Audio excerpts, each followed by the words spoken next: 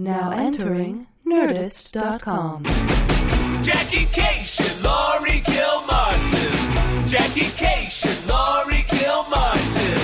It's the Jackie and Laurie Show. The Jackie and Laurie Show.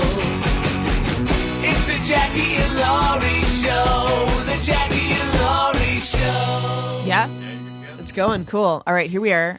This is I'm Laurie. I'm Jackie. This is the Jackie and Laurie Show. Jackie Cation, Laurie Kilmartin. Okay, and so we're taping this one back to back from last week's podcast. Yeah, this is our first back to back. Because you're heading out of town. I'm heading out of town. Yeah, and well, so what now? Why are you heading out of town? Oh, well, I'm not. I'm not actually heading. You're out not. of town. Oh, guess why I'm heading out of town. Why are you heading out of town? Oh, I'm helping my 79-year-old mother move in with me. That's why I'm heading out of town. Oh my God, you're going up. And then Are I'm you taking heading to a U-Haul, gun shop so someone can shoot me in the head. Excellent. I'm going up there. My sister's coming down. She lives in Portland, where my sister Eileen's going to take some stuff she wants, and then we're taking stuff down here in a van, and then the rest of it we're leaving the house. Salvation Army's coming. The realtor's going to have Salvation Army come and Take give away the everything rest of it, and then the junk Okay. person gets the rest, and then the house that my Goes for dad sale. died in is sold, and new memories are made by another family. Right. It's really crazy. Yeah, that's huge. So, Yeah. and you're doing that this week. Yes, February. The first week of February. So And then- you will have done it when this one drops. Yes. So, Everyone pray for her. oh my God. Here's it. Like, I was doing my Artist Way pages this morning. So page one is 3 pages, right? Page Yep. one is like, I want to blah, blah, blah. It's like me dreaming of the future. Then my mom calls and I have a In the midst 3-minute of your- conversation. And the next 2 pages are like, everything is about not fucking being that woman. It's like the most violent writing. Yeah. And if something were to happen to her and someone were to subpoena my Artist Way pages, I would look like a murderer. Because I Right. just was like, I don't want to hear her voice. I got to get a pocket door so I can close off that half of the house so I don't have to hear her fucking shuffling. Oh, the shuffling. I mean, I Right. You are not the hero of I this go story. from 0 to murderer in less than a 3-second phone call. Wow. I Can I say that I'm shocked you're still doing your Artist Day pages? Well, it's I the morning started up pages. a couple months ago. Oh, did you? It has helped. I that's did them great. early on in my career, and they were great. And then I just, you lose The Artist it. Way is great. I've done 11 chapters 3 times. Wow. Yeah, I don't want to finish. For some reason, How never many did the chapters last. are there? 12. There are 12 chapters. Oh my! I don't know you why. should never go to a 12-step program. It'll Exactly. be nonstop That's failure for you. Nonstop. Well, I could just do the first 3 and then the 13th, and the 13th step. What is it? Quit? Get laid. No, That's, I that's- never. Yeah, you that's never why went I to left any. OA. There you go. Dang. Right, you could before you got laid. I used to when I first came to LA. I was bulimic, right, when I was Okay. younger. Oh, wow. But I wasn't the sexy kind of bulimic, which I feel is the people that can put their fingers down their throat and make themselves throw up. I'm like, that's That's the sexy. yes. Wow. Because I would go to these OA meetings for bulimics, and it was all like really thin, beautiful people. And when thin, pretty people cry, it's the most elegant. You're just like, I love you. Your pain is so pretty and beautiful. And they'd be like, I make Los myself throw up Angeles. like 10 to 12 times a day. And I was like, envy, because I couldn't do that. So for me to get rid of food, that's what I called it. I didn't. Yeah. I would have to. It's also called bulimia, but yes. I didn't do diuretics because from even an early age I was not into ass play, but I would either take Epicac, which is something you take when you've been poisoned, and it makes you throw up. It makes you and it's a long, disgusting afternoon of almost throwing up and then not. It's not like that immediate. Wow. I binged, finger, boom, you're out. Yeah. It's like a day. Like you got to binge early, and then you take the Epicac and you You got to it binge out. early. You gotta plan. You got to plan your binging. You got to be very organized. It's a type A kind of bulimia, and then at least for me, I mean, other Right. people Epicac might bring it right Who out. I mean, knows? it's supposed Yeah. to be poison. It's supposed to get it out immediately because of poison. But for me, I just remember I would just be in agony on the bed and waiting for it to come up. Do you know what Just that's called in the waiting. Harry Potter world? It's called a Beazor. Yeah. I just thought I'd let you know that. Anyway, I'll be over here. I don't know what that's called. So I don't do. humiliate me and shame me by saying it that way. All right, please. But, so you, okay. Okay, so but here's the other thing I would do, Yeah. which was so embarrassing. I would chew food and spit it out in bags. And I sounds would pretty. count- Why wouldn't you? I would take I would do peanut butter sandwiches on sourdough bread because it was so dry that I didn't risk swallowing any of it. Oh, right. So I would chew it, spit it, and then I would have like the front seat of my car where the feet are, the passenger feet would be filled with little baggies at the end of the day, and I would scoop them up and throw them away. And that's how I did things for a couple of years. I would go to these OA meetings, and I was, by the way, it didn't get all the cows out. I was big. I was over 200 pounds, and I would just go and they were so pretty and so bulimic and so. I'm like, So I'm bulimic. not doing this right. I'm not even doing this right. I can't even do an eating disorder right. I felt like such a failure. Wow, that is a brutal story of, that I told Maria Bamford one time, I said, so I made myself throw up the other day, and she looked at me and she said, you did what? And I said, didn't your mom teach you how to make yourself throw up? And she goes, oh my God. No. And I said, when I was a kid, Nancy Keisha taught me how to make myself throw up. And Maria goes, a weight loss technique? No. Oh, okay. Just because I had eaten something and I didn't feel well. She was like, well, just make yourself throw up. It turns out Nancy Keisha was indeed bulimic and very thin and only ate ice cream.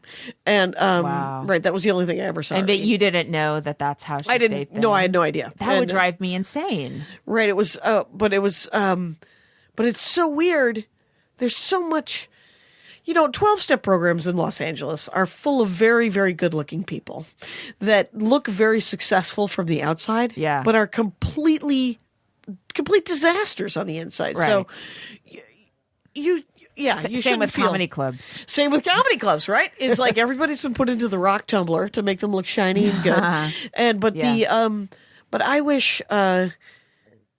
Wow, that's a brutal story. That is a brutal story. Food's a hard one. Food's really hard. I just tend to eat, which is not. I did Weight Watchers for a long time. Yeah, and I weighed probably 240, and I got down to 170. Yeah, and I'm probably almost 200 again, but I don't know. At one point, I don't know what I want to do. Yeah, when you look back on your life, and I mean, I look back, I don't worry too much about weight now, Yeah. It was kind of a phase, you think? No, it was a huge obsession. Yeah. And then Did OA help?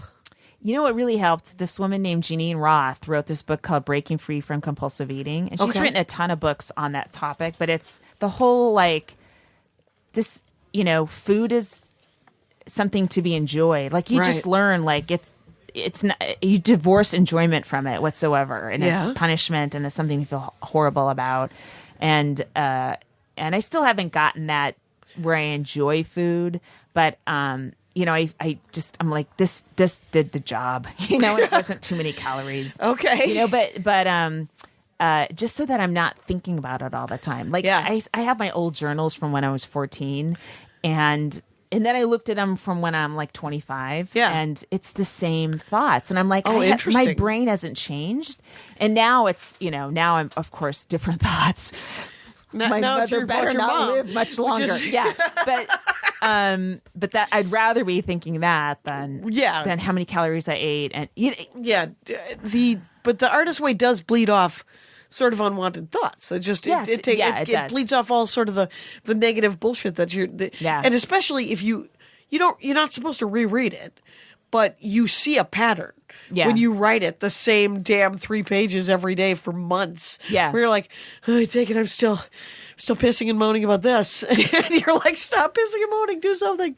And so it was actually good. I should probably get back into it. I own at least 3 copies of the book because I keep losing it and then I find it in my closet. Christian Dugai has a really funny joke about his therapist saying, "Oh fuck, I hope I don't fuck up his joke." Okay, but it's great. Go to Christian Dugai. Yeah, you can just write taco for 3 pages. It's okay. And Christian's like, "No, I don't want to write taco for 3 pages. That is not okay. That's not who I want to be." So I during my artist way, I actually wrote taco for a line of it, and I took a picture and tweeted it. You know what we forgot to do last episode? What? Is talk about women comics, the women comic of the week. Oh my God. We did talk about you and I haven't privately. Do you have one in mind? Because I have one in mind. Brandy Posey was mine. I love Brandy Posey. Brandy Posey's awesome and has a new album coming out. Yes. And hilarious. I listened to it. She sent me an She sent me a link. I haven't listened to it, but that's not on her. It's no, that's right. And it was just I don't know. I've seen her set. She's very, very funny. So funny. Brandy Posey, you guys. I think it's coming out the 14th of February or something like that. She's really cool. Really cool and and the cover is all the ska because she was on the Dork Forest talking about ska. So she's wearing like a black and white checkered dress. Oh, really? Oh, that's and great. then it has like a lightning bolt behind it. So the art's really cool too. Yeah. Yeah. I wish I could remember because all I remember is that in every track of her album, there was one like amazing joke that was it was just like it was everything that you wanted. It was smarter and sillier and just more twisted.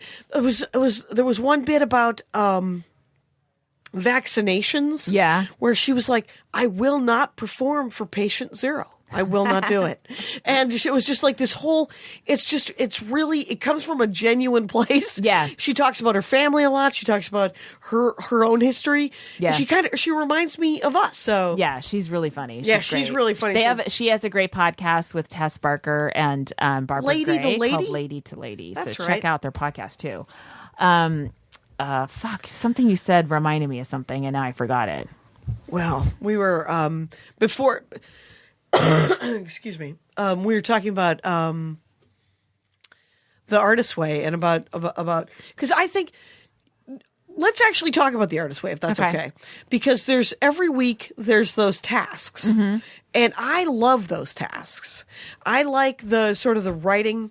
The only one that I remember that I continue to use sometimes out of the blue, if someone says, "What's a good writing exercise for me to do?" Someone will say, I need a writing exercise. And I always tell them the same one because I will constantly go to this well, which is write a joke about your life from 0 to 5. Write a joke about your life from 6 to 10. Write a joke about your life from 11 to 15. Write a joke about something that happened during those times. Do you do that? Yeah. Oh, that's kind of cool. Yeah. And I last as long as I can last. You know, like I don't go until I'm 50. I go, I'm bored now. I'm 27. And or I start when I'm 30 and I go from there. And I just kind of look back and I try to remember, you know, what year is it? It's 2005. What the hell was going on in 2005 in my life? So just to try to, it just shakes it up. Like if you think about when you were a baby, what was funny when you were a baby? Was there anything funny when you were a baby? When do you have your first memory? My first memory, it isn't a cheerful one. Listen to the mental illness pod. Anyway, Paul Gilmartin. Okay. It's, all it is it's just, there's no, it wasn't bad. It was just dumb. I was about 2 or 3 years old on a pile of unclean clothes. So in an attic, and my mother was yelling at me. So because she didn't know where the hell I was, I just waited off, and she was drunk, and she was like, "The fuck is my kid?" And I was like, "I'm playing in the dirty laundry." I should have been your mother because I would have been like, "Oh, good, she's gone."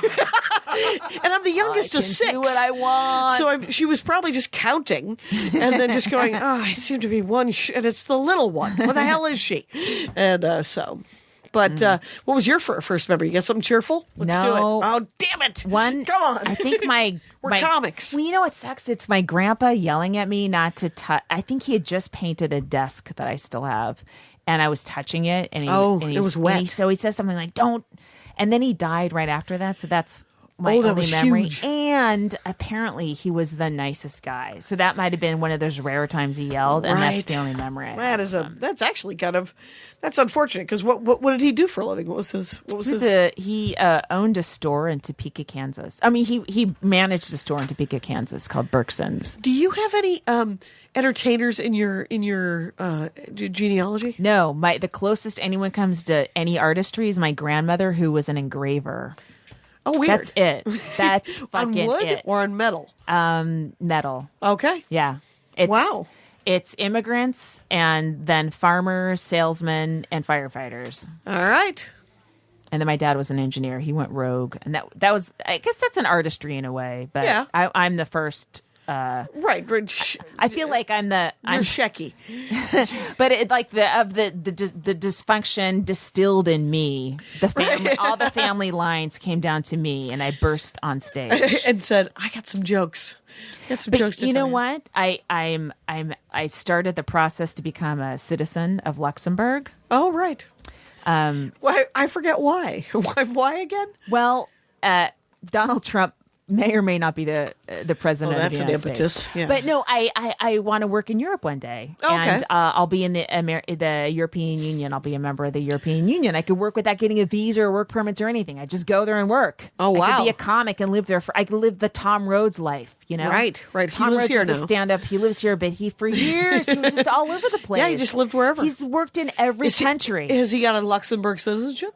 No, no. It's what made you go Luxembourg? My great grandmother was an immigrant from Luxembourg. So you're eligible? Yes, they have this crazy liberal policy where if the person immigrated in the 1800s and they died after 1900, that all of their descendants are eligible to reclaim their citizenship. Wow. And it ends in 2018. They gave people a 10-year window, and I just found out about it. So you're like, chop, chop. Yeah. Let's get on this. Then I can be a comic. See, it's weird. Like I have a writing agent, and I have a writing job, and I should be writing, a sitcom. And I'm like, I just want to be a comic in Luxembourg.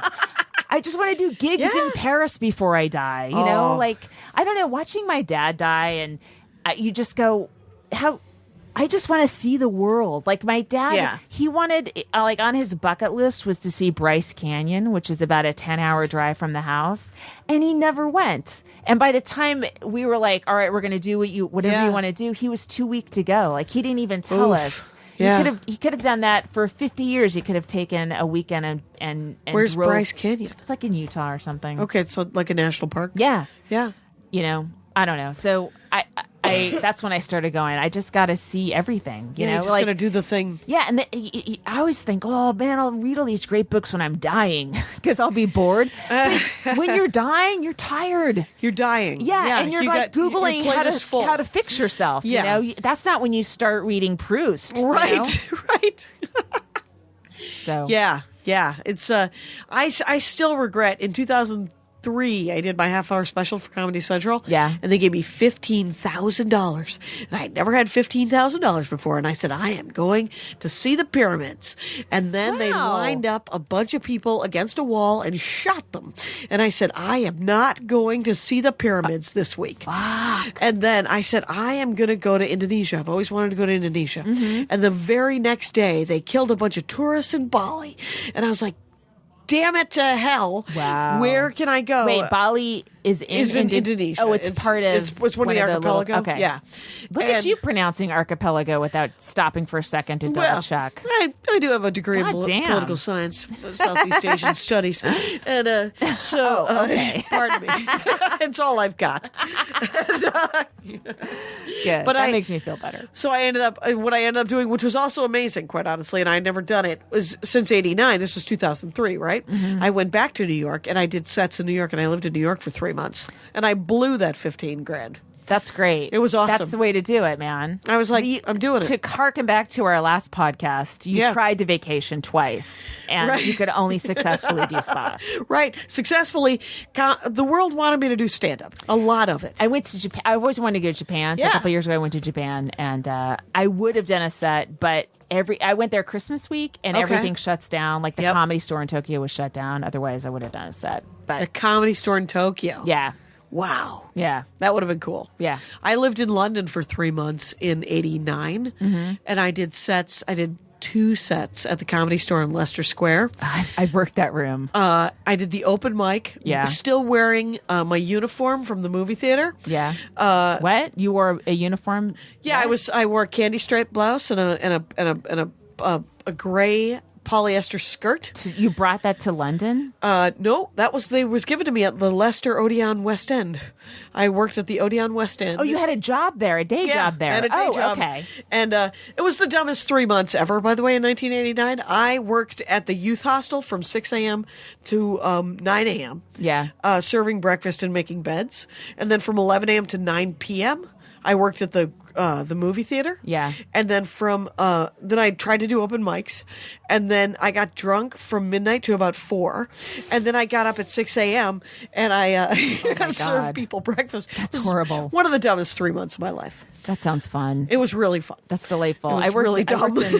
I worked in London too, and I've never bombed harder than at the Comedy Store in London. I ate it so hard. I mean, we talked about a couple weeks ago about that stillness from the audience when a female sometimes.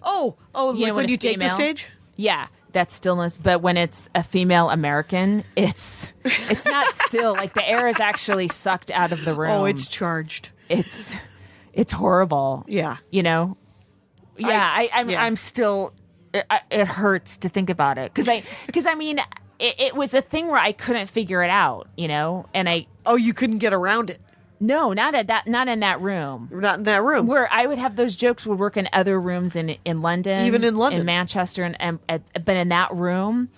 When you only had like the one chance, the guy wasn't like, "Hey, come back and bomb tomorrow," right? And I couldn't figure them out, and it still makes me feel kind of sick inside that might be any sort of memory I left in someone's brain. In England. That's like the Spot. That still eats me up. That Atlantic City thing, but Yeah. I'll tell you the London. I did the open mic. It was at 2 a.m, and it was for some of the coolest, most handsomest looking. It was all guys, and they were all wearing black turtlenecks for some reason in my memory in 1989 in Leicester Square. And I ate it so hard that by the end of the set, I lost my shit. And I said, I'm coming back next week, and I'm going to make you bastards. And I came back the next week, and I went completely blue. I went so filthy. Yeah. That they were completely on my side, but it was ridiculous. Maybe that's what you have to do. Maybe it was what I had to do. It was 2 a.m. Yeah. They had all been drinking pints since the dawn of man, and they were not interested in a slightly heavy American lady. What's wrong with them? Until I shoved it down their throats. Yeah. And then they were fine. and that's how comedy is done, you guys. I want to go back there. I want to do that. I always want to go back. I do. I can want do to it be now. I'll be 6 when my kid is done with me, Yep. when he goes to college. We're not speaking anymore. That's how parent-child relationships are, right? That's how it goes. That's with me. It's like you just give them an ATM and then you refill it. I don't have to. But then I'll go to Europe. I can live in Luxembourg, Yeah, live in Luxembourg. and I can do gigs Get a crown. in England, and Yeah, you do it all over the EU. That's all I want. All I want to do is fun spots till I die. Yeah, and I want to live. How to great be would that be? A long time. Yeah. It would be great to just do great stand-up. We're like going to be the first wave. That's another thing I was worried about with the Schumer thing, where it also pits 2 generations of female comics against each other in a way. Yeah. And like Felicia, you don't want to do any of that. No. Felicia Michaels wrote a really cool post on Facebook about it. Oh, yeah, I read where that. she was kind of talking about that feeling of, the media has finally decided that women are funny after 2 decades of believing Christopher Hitchens. They were finally like, "Hey, Who ladies, is Christopher Hitchens? dead. Okay, he's dead. All right, so I don't That's have to right. worry That's about how smart he is. He's dead. That's how dead he is. That's how smart he is. But and now that they're interested in female comics, but they're also not interested in older ones. Right. They're not interested. They're less interested. They want super in foxes. us. Yeah. And that thing I sent you today. What? Didn't I send you today Which one? it was a calendar of an upcoming club somewhere in Boston, I think. Yeah. And it had like 3 comics I'd heard of and 3 comics I hadn't heard Right. of. And the 2 women looked very young. Yeah. And I was like, I don't know either of them. And you're like, they've both been doing it about 6 or 7 years. No. I think one of them has been doing it a lot longer. Oh, yeah? But she's just not on your radar. Oh, which there are so many great new comics. Yeah. I don't have a problem with the next generation, quite honestly. I'm all in it's favor cool. of it. Yeah. But it's I will feature for you guys, ladies. Yes, please take me on the road. Please, in my twilight years, take me to Europe, me on the road. please. Yes, my I will. paperwork is so easy. You have no idea. Yeah, she's got dual citizenship. Yeah. No, but it is like I don't want to say we had a super hard, but I mean, like we weren't headlining after 7 years. Right. Right. We weren't headlining at 8 years. Nope. We could barely headline at 15. I mean, we could physically do it, but we weren't allowed to. We had the chops. We just weren't being hired for some reason. No one wanted that. They only wanted 1 or 2 female comics a year, and it was, usually Felicia and Kathleen, and that was it. Those are the headliners we have. Yeah. And the rest of you aren't allowed, but you're great features. And so sometimes it is hard to see the boom that, you kind of helped lay the foundation for, but you don't exactly see the benefits. Right, you have to work very hard not to get mad about it. You do. I think it's a real, and there's, and not to be jealous. Not to be jealous, not to be bitter, Yeah. not to be angry about it. Right. Because there's no real reason for it, and it is not productive. It is never going to be productive. Yeah. You just have to sort of celebrate that the world turns and the world changes. And it still could change where they'll want us again. Right. Maybe we'll get some work out of it. And the thing, and we work, and we're fine. Yes, and my life's fine. I have a great job and everything. Yeah, it's all fine. It's all fine. Everyone will cut off their left arm for our careers, so we're fine already. Yeah, it's cool, but we do notice people 7-8 years in who get to headline. Yeah, and you think, oh man, if I could have done that, I might be an even better comic today. Right. Sure, and if I had an extra 8 years at doing 45s, and if Letterman was putting on female comics back then if he was advancing women as much as he was advancing men, then you can headline because you have a Letterman credit. Right. But if all you have is Girls' Night Out, you're the fucking feature that week. Yeah. And so I could have been the Kevin James of stand-up comedy. Oh wait, Kevin James is the Kevin James. I'm sorry. I don't mean to. I don't laugh at your weight jokes, Jackie. I don't want to encourage you. No, but so sometimes I think a teeny twinge of that may have had something to do with the people getting frustrated with jokes, with Schumer, like, oh, right. Like, hey, that might have inspired that a little. Maybe, or just a feeling of, hey, we're already being sort of ignored, but now our jokes are being used. But you know what I mean? Like, it's even though it's like, as we explained in last week's podcast, how that happens, how we've done it. Common as all hell. It's totally common. Yeah. But there might be that kind of, feeling. I don't know. It's just, you just have to be aware of it. Yeah. I have talked to so many road comics. I talk to road guys all the time. Yeah. And some of them are bitter and some of them aren't. Yeah. And no one wants to talk to the bitter ones because they're exhausting. Yeah. And so it's It's, in the words of Mad Eye Moody, another Harry Potter reference for some reason. I'll be over here. I'm gonna write 2 Artist Way pages about you tomorrow because I can't take this Harry Potter reference. But constant vigilance is what I have. I have with the bitterness, with the making sure that I'm grateful for what I have, right, and that I'm aware of what's the next thing to work on. Yeah. Like I want to write. I genuinely like. I have a lot of new material that I've written in the last year. Mm-hmm. I am currently almost entirely out of premises. I'm furious. Right. I'm literally just, I was like, what are my feet like? I mean, I don't have anywhere, like I can do my 1 through 5, I can do my 5 through 10. What do you do when you're out of premises? I mean, you have the writing job at Conan, so you're constantly having to come up with premises. They're all news-based. But that's not never your stand-up. crosses over with my stand-up. It takes me a long time to write new stuff. Yeah. I mean, I have like ideas and stuff, and I spend a lot of time working on a joke that probably should be solved in a week, and it takes me like 3 weeks. It takes me a long time, and then I don't have a spot for 2 nights, and then I'm because I don't live in New York either, and I get back on my stage, I'm like, what's that thing again? Oh yeah, like I don't. It's really hard to get momentum here, and I don't want to be out every night because I have a son, and in fact, a couple weeks ago I took off like 5 nights. I just hung out with my kid and put him to bed every night, and I loved it. Like I loved not feeling guilty for leaving. I loved just hanging out, and just. Well, that's, I mean, but part of me is like, don't love it. You've got to get out. No, like, you get to have a whole life. I know. You get to have a whole life. Yeah. So no, jokes come slow to me, it's, but you got ideas, you said. Yeah. I mean, because the thing is I have ideas, but they're not, sometimes the ideas are so big that there's nowhere to start. Well, what are you failing at right now? Honestly, that's what I look at. What am I failing at? Okay. I'm failing at men. Okay. So I often fail at being a parent. I fail at, those are the two big ones. And then there's like little. That's little an interesting. ones. That's an idea. Is one of my because failure is funny. You're trying to put together and you're not getting it done. Yeah. That's an excellent angle. What are you failing at? Well, I think we were talking about the food thing, so I'm working on that food bit. Mm-hmm. That's the only new one. Are you going to change it now? Because, the Oprah thing? Yeah. No.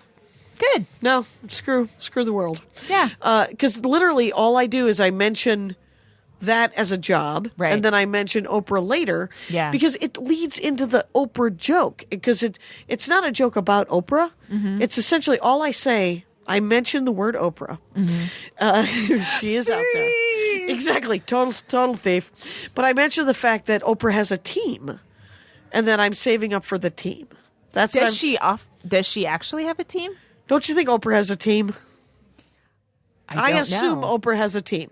That's the premise of the joke is that Oprah clearly has a team that picks her up and throws her back into the house and says, "Why are you wearing the weird Transformer t-shirt?" I right? see. Why don't you comb the back of your hair? Yeah. Why would you... What are you doing? Okay. Because if I had a team, they would genuinely throw me into a rock tumbler. About your style? Yeah. Yeah, it would be a styling team. It would be, I would come out, I would not be any pointier. You I would have a style.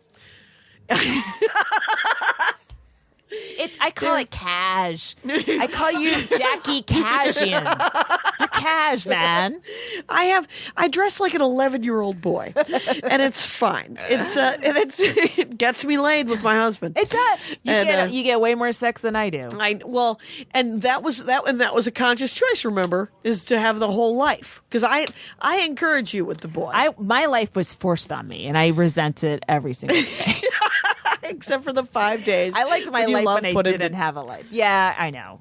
I know, but there's comedy there. But I like the idea of writing from, because I do the chunks, those time period chunks. Yeah. You talking about failure, if you pick a big word like failure or love or anger or joy. I mean, even joy. Try to write from joy. Laurie Kilmartin. I say, what are you trying to do that you're not getting done? Okay. In any part of your life, whether it's something with your house, right, or something in your personal life, to me, that's a good place to start. Yeah. I didn't consciously think that's where I start, but that is always where I'm starting at is, I'm always trying to perfect this one thing, and it never gets the way I want it. Right. Right. It's not. Yeah. And that's often what, turns stuff, not to.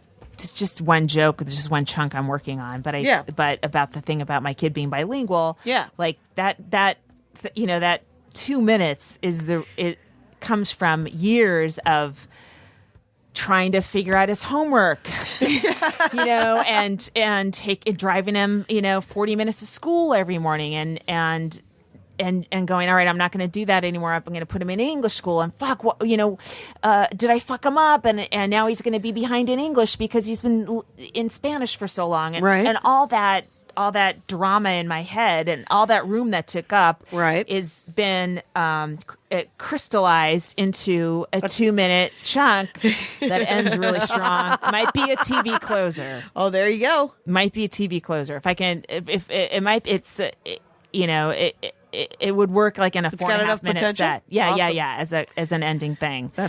But yeah. So I never was thinking about that, while I was going through all that. I was just trying to figure out what was the best thing to do for my kid and me, because I got to the point where I couldn't do all this extra stuff for him. Right. All the driving and all the, You're like, how do I? He's failing in Spanish and I don't know how to help him. Because you don't speak Spanish. Right. And I'm not getting help from the other parents. So yeah. So you got to write a joke. You got to write a joke. I gotta write a joke. You know how you can I came fix up things? with a solution. That's it. You come up with a solution with a joke. That's how you fix things Listen, in son, stand-up I'm comedy. sorry your life is a mess, but I solved your problems internally with jokes. Right, I got a minute and a half on you. It's nice. We're gonna keep it tight. And the other, like, I have this stuff on circumcision, Yeah.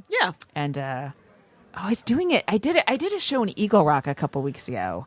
And first of all, I was like, Eagle Rock, let me pull out some really shitty jokes and see and then I get there and fucking funny comics. Packed. Yeah. No, not even, I guess it was packed, but it was just like really funny comics. Oh, good.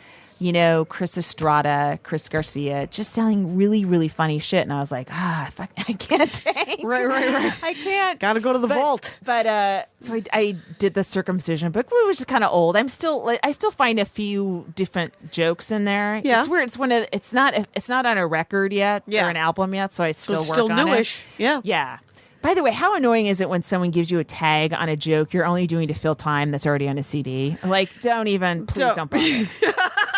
That joke's over. Right, we can't change that. Another thing about your Russian boyfriend. Oh, the guy I broke up with 12 years ago, and I'm ashamed. Don't mention to me that I just did that joke, please. Okay, I'm embarrassed. Don't tell me I did that joke. Right. I actually black out during that part of my set, so I don't know I did. It's like a fugue state or something. Oh, that's hilarious. Yeah, so like with the circumcision, at first when I was doing the joke, I was telling the audience what I did, whether I circumcised or not with my son, and then I was like, I don't know that that's his. Maybe I shouldn't give. Maybe that's his. Yes, all right. It is his completely, right? Entirely. Yes, and so I sort of now I'm just very generic about I make The jokes topic. on either side of circumcision as a mother, and just but I don't let the cat out of the bag. That cat, he can let his own cat out of his bag whenever He's he got wants the to. rest of his life ahead of him to play with that cat. That is And that bag. and the bag. Yeah. So, yeah, the only thing that I haven't been able to do anything with in the last 3 years is that grief chunk. Yeah. That is like essentially 3 6-minute bits. That Wow. every single one of them needs 18 months, so that they will be 3 2.5-minute bits. Right. Because that's how I write. Right. I have a 6-minute chunk, shave it down. Yeah. And instead, I have been working on, I have a new 20 that I'm psyched about. That's amazing. Well, that's great. And when I say a new 20, I mean that's 18, that's a year old, or Yeah. that I've been working on for the last year. And Yeah. that is, I think, ready for a new CD. That's but it's great. only 20. Yeah. I need another 25 because I like to do a 45. Time to put out an EP. I can do an EP. I need the sound exchange money. I'm not made of stone. I know. I mean, they don't give a shit. They play a couple tracks. Yeah, they they don't just play a- tracks. An They don't- album. Yep. You could just release one joke at a time. Good. You guys That looking would for be this? Is this what amazing. you're looking for? Yeah. And, but that's the only, and it's so big, and and as we get further away, I'm having a hard time connecting with the topic again. Not that I want my dad to die, so that I could really reinvigate the whole thing. You'll never write anything about that. Your dad dying. Come on, man. Come on, says the 45 minutes. And but okay, do you want to talk about this Chelsea Handler show that's coming out? Oh, Did you get to sure. see I mean, that? we don't have to. I saw one of them. Okay, I didn't Now, watch it. just to, Yeah. fair. She never put me on her show, and it was pass. It wasn't Okay. like, so that might color any opinion. It's and if she put me on her show, that would also color my opinion. oh right, right. So you shouldn't take my. Actually, you shouldn't. I shouldn't even. I thought it was I couldn't fine. pick her I out saw- of a lineup. Is that something? Is that to not know who the hell Chelsea Handler is? Really? Yeah, I didn't have cable forever.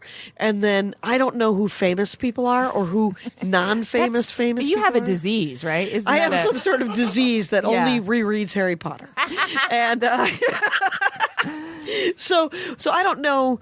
I have a disease, faceism, right? Yeah, It's actually called self-absorption. isn't it? It's sadly. like Brad Pitt officially has it. Like, come on, dude. But I actually, if I had Brad Pitt's career, I think I would hire someone to stand next to me and tell me who people You are were. all about hiring a team. I'm all about a team. Dude, someone could brush my teeth and somehow force me to put on better clothing. But yeah, so Chelsea Handler, I don't know. She's always talking about drinking, if I remember correctly. She enjoys an adult She beverage. wrote a couple best-selling books about it, like comedy books, Yeah, just comedy books about getting all drunk and getting laid and stuff, right? It seems steady work, and those are clock eaters. People love that shit, right? Clock eaters. Oh my god! Could I release a CD called Clock Eaters, please? Do you know how many I have of those? Oh my god! Please do take it. It's yours. The Clock Eater. You could could do like a volumes. Clock Eaters Volume 1. Yes, I could. Clock Eaters. But so she's got it's supposedly a documentary. But it is. I saw one of them. Did you see any of them? Nope. Oh my god! I read the article though. Hold on, but okay. we did some early podcasts. Oh, that we Cliff haven't thing. released. Yeah, and we were reviewing a book we hadn't read. Yeah, and we decided we were never going to do that again. True, but I will opine. I mean, you were correct to stop me here because I will opine without any information. Okay. About whatever. Let's talk about Jerry Lewis. No, I don't. But I don't know. He never made me laugh. He never made you laugh. The only time I enjoyed him on screen was when his life was being threatened by Sandra Bernhard. Oh my god, I've never been able to watch that movie. That's a great movie. Super tense. She's fucking funny. Yeah, she is pretty funny. But it was. What is she doing now? I don't know. I think she was doing one-woman shows. She goes in and out of 5 or 6. one-woman shows. Yeah. Yeah, she's funny. Yeah, she should. There should be steady work if she's got it. So yeah, I saw one of them, and I thought it was good. Yeah. I heard it kind of dances on the top of topics. It doesn't feel documentary-ish. Yeah. But then the article on Jezebel talked about how documentaries can be defined in so many different ways. Mm-hmm. So it doesn't really matter that they called it a documentary. I mean, I think you have your fans, and if they love what you do. I think that it's going to be really popular. Yeah, and it's always good when a female comic's doing good. Yeah. Rising tide lifts all boats, etc. But and she's very popular. Mm-hmm. People like her. We sound so old right now. Well, I really enjoy that Chelsea. That Chelsea Handler, I think she's a nice girl. Anyway, but isn't she like our age? Yeah, I think about our age. She says she's younger. I don't know. Maybe she might be. But I think she does a lot of sit-ups. She's clearly working out. Yeah. I think that there's some sculpting going on. Mm-hmm. Some people are really with a weed whacker. I'm not comfortable talking about this anymore. Oh, fair enough. What? I just sound resentful. We're just saying we don't want to resent anybody. And I'm like, anyone. She didn't put me on her show. Fuck that bitch, man. Right. So, who I really like is, who did I see recently Kate Willette. I saw her she's recently. really funny. She's super funny, San Francisco comic. Yes. Mm-hmm. She was cracking me up hardcore. She books a night at Doc's Lab, I think, in some San Francisco. convent. I thought it was a convent. Really? Yeah, she's it's also now it's an art commune, but it used to be a convent, and I think she lives there as well. And they have like a common room that they do stand up. That's the kind of life I want to be. Is that having. the kind of life you I'm want? in Burbank with my son and my mother, and other comics are living in convents. Right, other comics are just. Come on, man. I know what I recommend you do is you just get a job at the Odeon West End. And just drink a lot of Carlsberg lager because it was £1.50. When I'm 60, I'm coming, Europe. You're coming? You're just going to do it? I'm coming. I'm going to be drunk and what else do we have to talk about? What else do we have to talk about? We could talk about. I think where are we at, Kyle? You got 45 minutes. So another 15. Yeah. If we can do it. Okay. The guilty pleasures thing. Oh, the guilty. Oh, thank you. That's right. And so I was talking to Seattle comic Elisa Wood. I love her. She's really funny. Really funny. Hilariously flawed. Right? Talks about her mental state, and it's always fascinating. Yeah. And you're just like, go, go, go, go, go. Yeah. I just like, what else is happening, Elisa Wood? I know. So I get a text message from her, and we just start texting back and forth about other things. We're just talking. We're talking about the road. She's telling me what's going on, and I said, I'll give you Stanhope, but I don't want anything to do with Norton. And what you mean to fuck? No, I think no. Okay. No, it was not. It was not fuckability. Though we could talk, but what it led to was this conversation about guilty people pleasures. Only want us to talk about who we want to fuck. Like comedy. what old older road comic dudes. I'll tell you, there are guilty pleasures of comics that, were like when you think about stand up comedy. All right. Let me say it from my point of view. When I think about the comics that I wish to tell my grandmother about, I wish that I'm like, your grandmother? Okay. I don't know. Yeah. Like Bob Newhart, he's such a fascinating, intelligent Dick Cavett. Yeah. And I do love those guys with the power of the sun.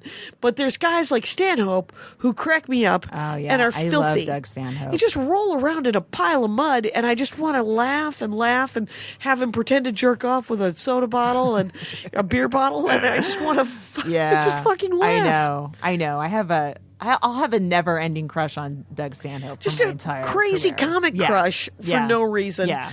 And of course, as has been stated before, as Tina Fey has said, genius is not sexually transmitted. So you cannot fuck your way into getting... Right. So sorry, guys. You can't have this genius. Yeah, this isn't gonna. Sorry, male features. Exactly, gentlemen. Though I will take a ride back to the hotel. Thank you. I don't want to get an Uber. So, but yeah, when I think about the guys that are coming up, that I featured for, that I was just like one guy after another that I really liked, but are clearly not guys that you'd ever want. You're like, whenever I hear about one of those guys getting married, I'm like, oh good. Right. Good. Yeah. You mean good or like, ooh? Well, no, good, because I think that might heal their souls. No. No. What? No. How naive are you? I have hope. Wait, I have hope. You think a working road comic will be healed by a marriage? Maybe, don't you think? No. That's how I got healed up. Well, yeah, but you're a lady. Right. I'm talking, no. Dudes. No. You don't think dudes could find the right lady and it could make them softer and smarter and better? I think they can, but they're not comics. I think software engineers could do that. Well, I think so. The life. I'm telling you, I think the lifestyle ruined you in a certain way. It can ruin you. But what about Patton Oswalt? Yes, Patton Oswalt got married. I don't think he was a road dog, right? He was a road dog. Really? Well, I mean, do you mean what kind of dog were you talking about? You mean just on the road a lot? Yeah, on the road a lot. Not like. Yeah, I'm not talking about guys grinding it out C rooms.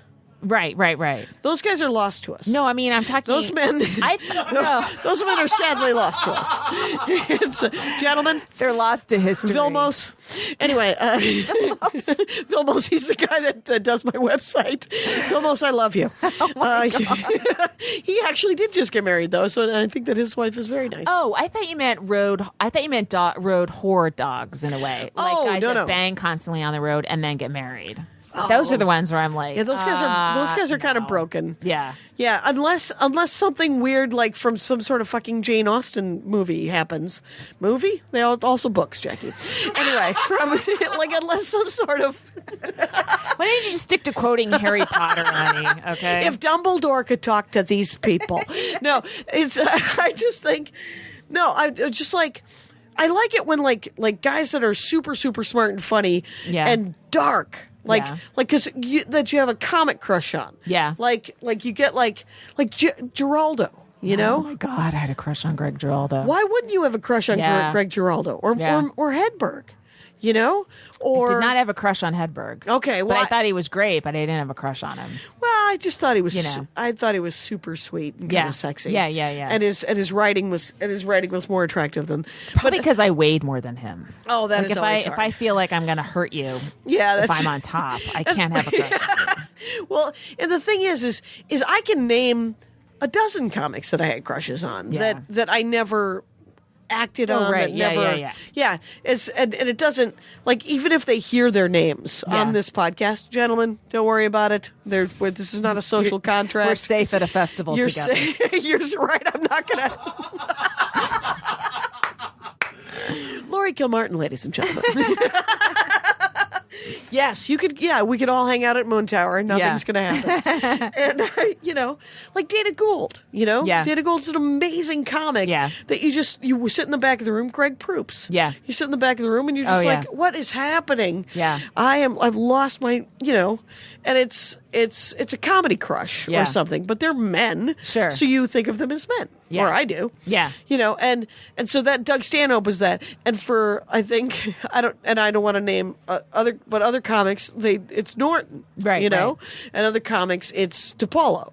And other comics it's some other just complete mess of a hilarity of a dude, where you're like, well, yeah, there's that part of you that's like, I could just be his feature forever and take care of him. I just want to. Doesn't that guy need someone to drive him back when he's done doing coke? Doesn't he need someone to drive him back to the hotel? You still doing coke? You still hitting on the wait staff? Okay, I'm gonna go. I'll go read a book. I'll come get you in a sec.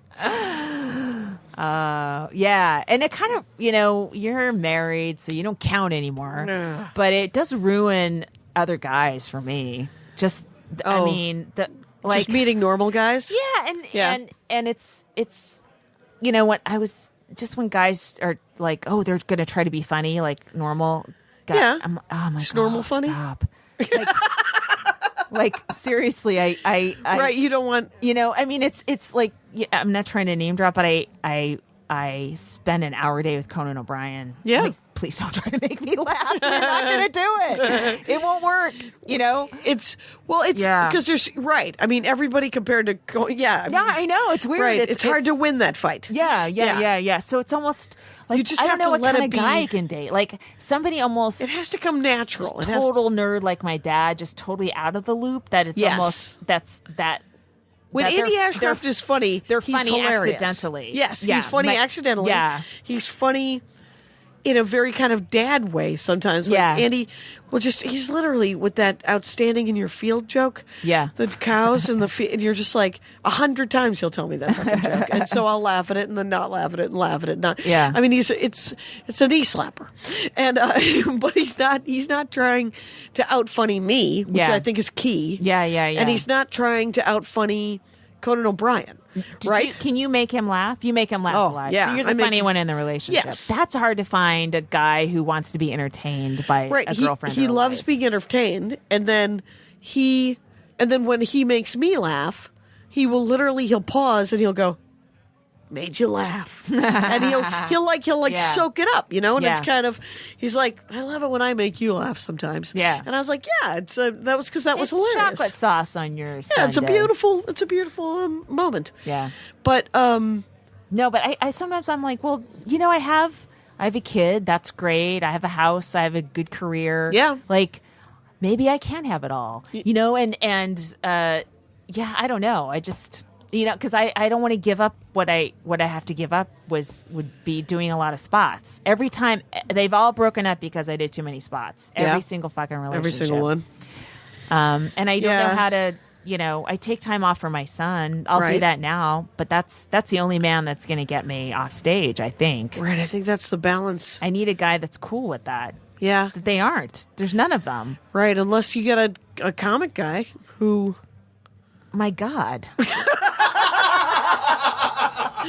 There's that, and but then I mean, when I think of, I was just telling you that I was just I know, I just did this benefit last. Yeah, and one of the organizers of the event was in the room, and he kept talking, and he wasn't talking. He was riffing. Yeah, or he was trying to joke, and finally I was like, "Are you riffing?" And he goes, "I am trying to riff." And I said, "Let's just talk. Is there anything? Because he'll be funnier if he's not." Yes, yeah. It'll just be normal funny. You let me find what's funny about you. Yeah, it'll be some tick you don't understand, and then I'll make fun of it, and it'll be cute. Or you'll find it. It'll all work out. Yeah, I don't know, but it is weird being around, because I was thinking how sexist it was, this conversation that Elisa and I had about guys that we had these crushes on, and I was like, what would I be a jerk if I had overheard guys having that conversation about But I don't know that guys have that conversation.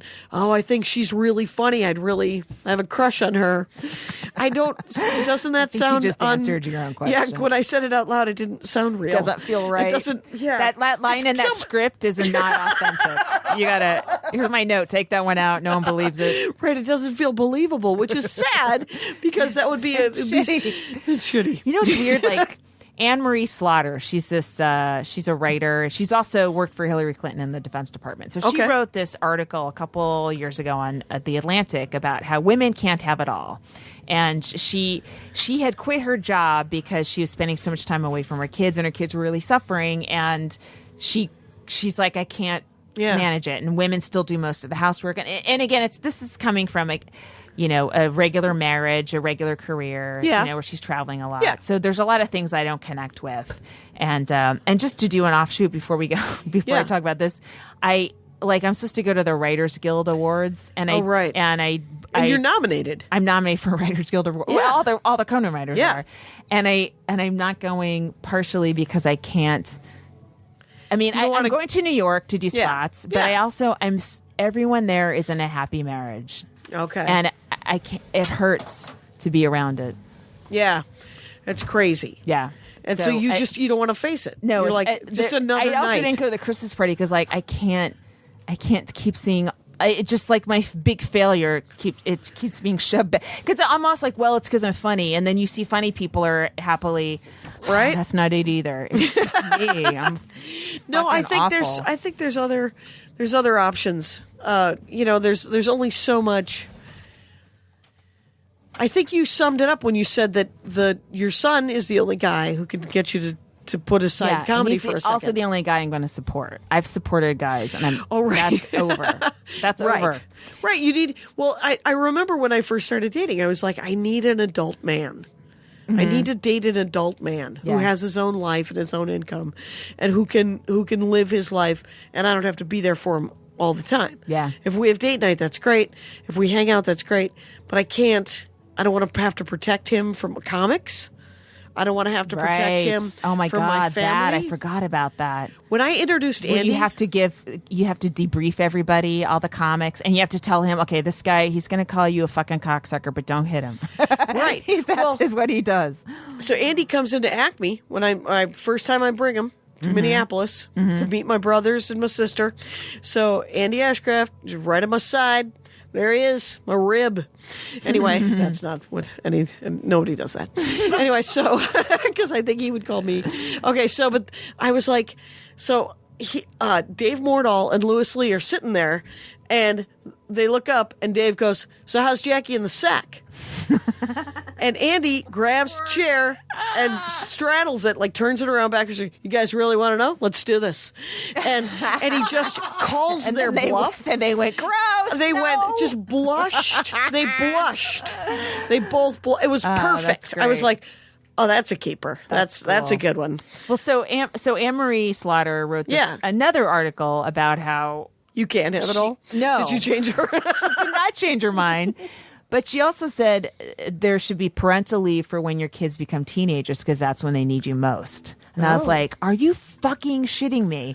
I had been counting on hating my mother at age 12 on, my son turning against me and not wanting to be near me so I could go out and do spots every night again so I could get back on my groove, I've been counting on that, and now I'm going to be needed more than ever.